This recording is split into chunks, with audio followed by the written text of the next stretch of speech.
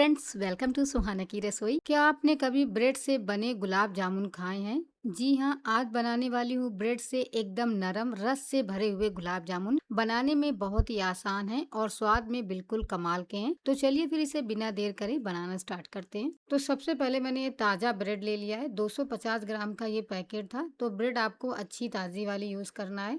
सबसे पहले आपको करना क्या है, जो इसके ब्रेड के किनारे इस तरह से इसे काट कर निकाल दें, ताकि जो आपके गुलाब जामुन है वो एक जैसे कलर के बन सके।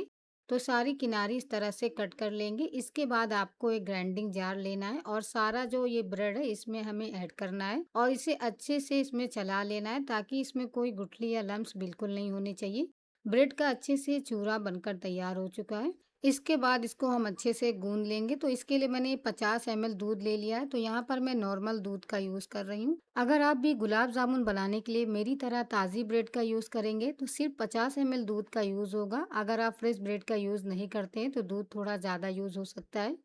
तो ये देखिए, गुलाब जामुन का आटा इस तरह हल्के हाथों से मसल कर तैयार कर लेना है। बहुत ज़्यादा इसे गूंथना नहीं है। अब इसमें अच्छा सा टेस्ट लाने के लिए मैं इसमें 1 टेबल स्पून भरकर ये मिल्क पाउडर का यूज़ कर रही हूँ और 1 टेबल स्पून भरकर जितना देसी घी का भी यूज़ करेंगे। अब इसमें आपको दूध बिल्कुल ऐड नहीं करना, बस इस तरह आपको अच्छे से हल्के हाथों से मसल कर इसका आटा लगा लेना है। अगर आप भी झटपट गुलाब जामुन बनाने की रेसिपी ढूंढ रहे हैं तो ये ब्रेड के गुलाब जामुन बहुत ही कम टाइम पर और बहुत ही ज़्यादा स्वादिष्ट बनते हैं। तो एक बार आप इसे ज़रूर ट्राई करें। आटा अच्छे से लगाने के बाद हथेली में थोड़ा सा घी लगाएंगे। गुलाब जामुन आप अपने हिसाब से छोटे, बड़े या मीडियम साइज के जैसे भी पसंद हो आप बना लें। तो यहाँ पर मैंने ये बड़े साइज के गुलाब जामुन बनाए हैं। तो यहाँ पर ये टोटल 13 बने हुए हैं। अगर आप छोटे साइज के गुलाब जामुन बनाएंगे तो 30 से 35 आसानी से बन सकते हैं। तो 250 ग्राम ब्रेड से आप इतने ढेर सारे गुलाब जामुन बनाएंगे। तो इसकी चाशनी बनाने के लिए मैंने 1 कप भर के शक्कर लिए और 1 ही कप भर के हमें यहाँ पानी का भी यूज़ करना है। तो आप इस तरह किसी बर्तन से नाप के इसकी चाशनी बना सकते हैं। जब चाशनी में अच्छा सा उबाल आएगा तब इसमें हम थोड़ा सा इलायची पाउडर ऐड करेंगे। थोड़े से धागे में केसर के भी यूज़ कर रही हूँ। आप इसकी जगह चाहे तो फूड कलर का भी यूज़ कर सकते हैं।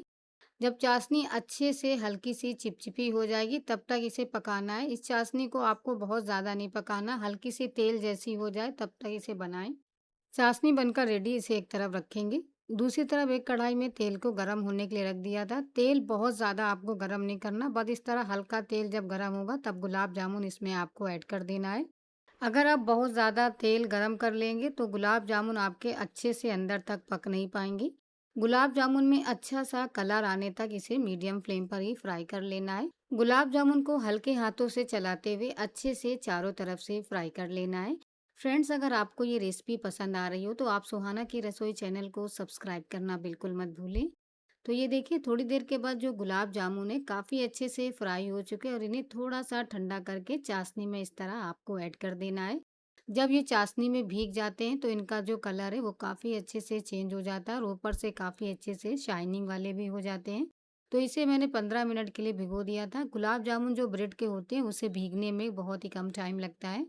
तो ये लीजिए फ्रेंड, ब्रेड से बने हुए रसीले और नरम गुलाब जामुन बनकर तैयार हो चुके हैं। तो आपने इसे देखा, इसे बनाना कितना आसान है और खाने में ये बहुत ही ज़्यादा टेस्टी है। तो एक बार आप भी हमारे इस बताए हुए तरीके से इस गुलाब जामुन को ज़रूर बनाएं। पर मेरे कमेंट बॉक्स में आप कमेंट करना बिल्कुल मत भूलें कि आपको ये रेसिपी कैसी लगी। अगर आपको ये वीडियो पसंद आया हो तो आप इसे लाइक करें और इसे अपनी फैमिली और फ्रेंड में शेयर ज़रूर करें और साथ ही हमारे चैनल को सब्सक्राइब करना मत भूलें।